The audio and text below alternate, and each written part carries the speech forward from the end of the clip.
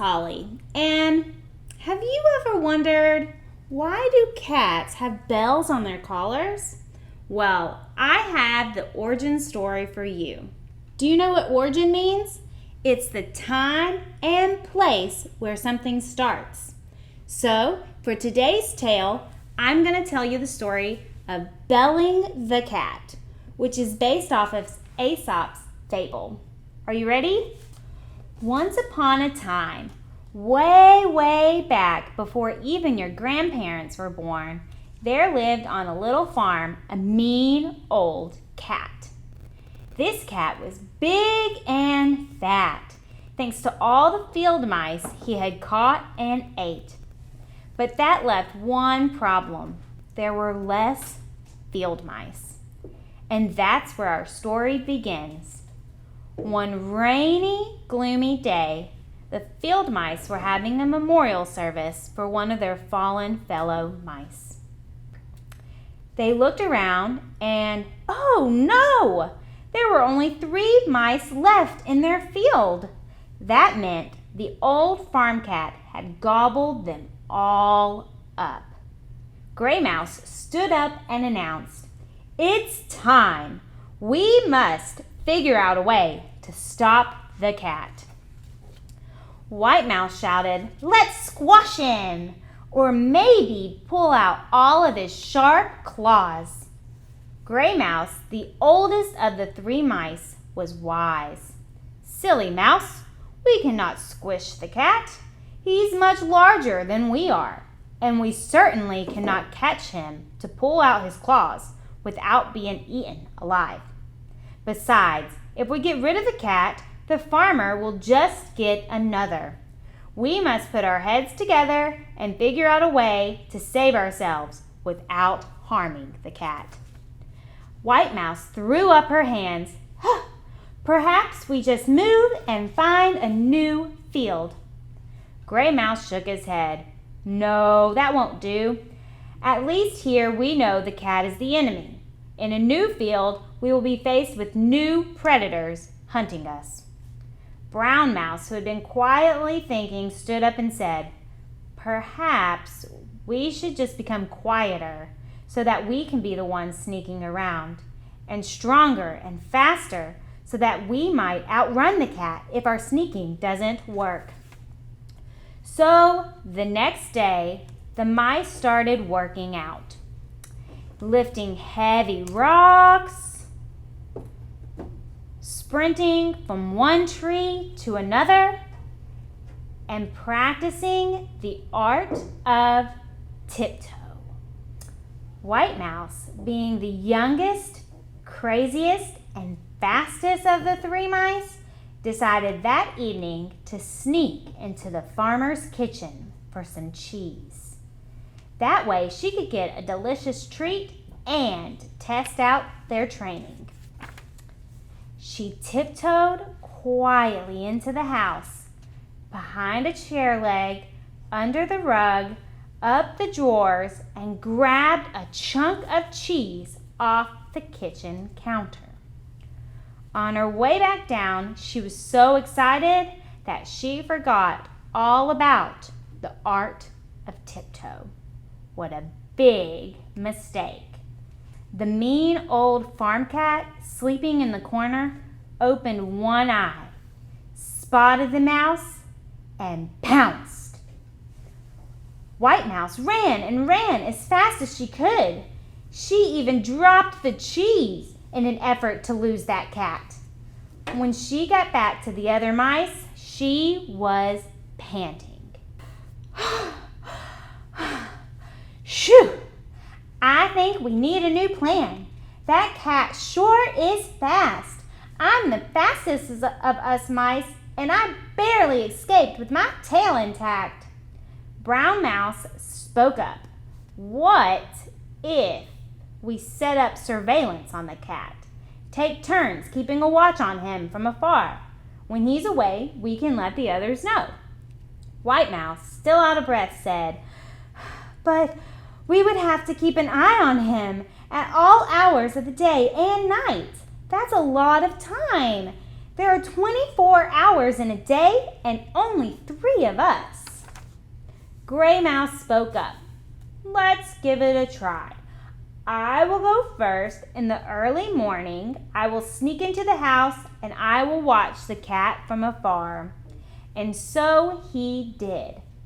Gray Mouse snuck into the house, behind the fridge, up to the tippity top where he could keep an eye on the cat, but stay out of view of the farmer and his wife. Later that morning, the farmer and his wife loaded the cat into a cage. Time to visit the doctor. Gray Mouse darted off to find the other mice. This was their chance. They could load up on cheese to last them for a whole week. And they did. Problem with cheese is that it has to stay cold. So it quickly went bad in the heat. The mice, thinking surveillance was still the best way to keep themselves alive, took turns.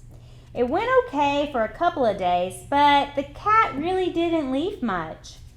On day 4, Gray Mouse started to feel extra tired. He wasn't getting enough sleep thanks to his turns watching the cat. He yawned big. And he fell fast asleep. When White Mouse came to start her turn watching the cat, she found Gray Mouse in a deep, deep sleep. She woke him up and said, I told you this wouldn't work. There are too many hours and not enough of us. So the mice went back to the drawing board. But no matter how hard they tried, the mice could not come up with a plan that would really work until White Mouse, having given up on finding a solution, joked, Well, why don't we just tie a bell around the cat's neck? Brown Mouse shrieked, That's a wonderful idea! It is? Questioned White Mouse and Gray Mouse at the same time. Why, of course! If the cat had a bell around its neck, it wouldn't sneak up on us. We would always know when he was coming, and we would have more time to run and hide, Brown Mouse said. I was joking, said White Mouse, but when you put it that way, it sounds like it might actually work. Gray Mouse finally spoke up. There's one large question. Who is going to get close enough to tie the bell around the cat's neck? They all sat and thought about this long and hard. Brown Mouse said, I'll do it. I'll be brave for my mice friends. I'll wait until the cat is sleeping and I will sneak in. I'm the smallest and the best at tiptoe. I will walk right up to the cat, tie a string with a bell around its neck, and I will tiptoe away. A few days later, the farmer and his wife heard the tinkle of a bell when the cat came into the kitchen. You were so smart to put that bell around the cat, said the farmer. I didn't do it, said the wife.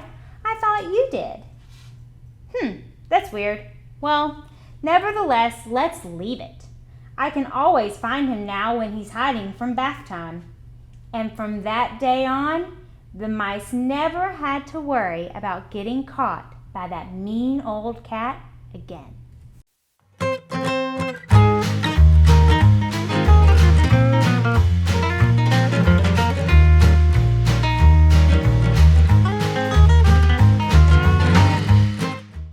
That was a fun story. So now I have a song for you about a cat that keeps gobbling up mice. But I'm going to need your help, so get out your fingers and you can count the mice along with me. 5 little mice came out to play, gathering crumbs along the way. Out came a kitty cat, big and fat. 4 little mice went scampering back. 4 little mice came out to play, gathering crumbs along the way. Out came a kitty cat, big and fat. 3 little mice went scampering back. 3 little mice came out to play, gathering crumbs along the way. Out came a kitty cat, big and fat. 2 little mice went scampering back. 2 little mice came out to play, gathering crumbs along the way. Out came that kitty cat, big and fat. 1 little mouse went scampering back.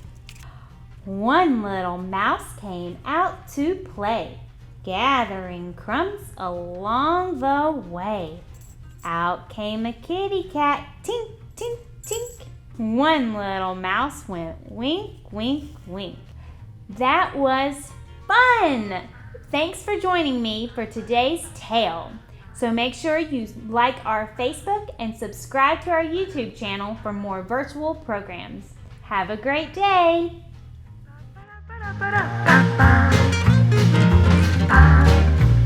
Ba-ba-da.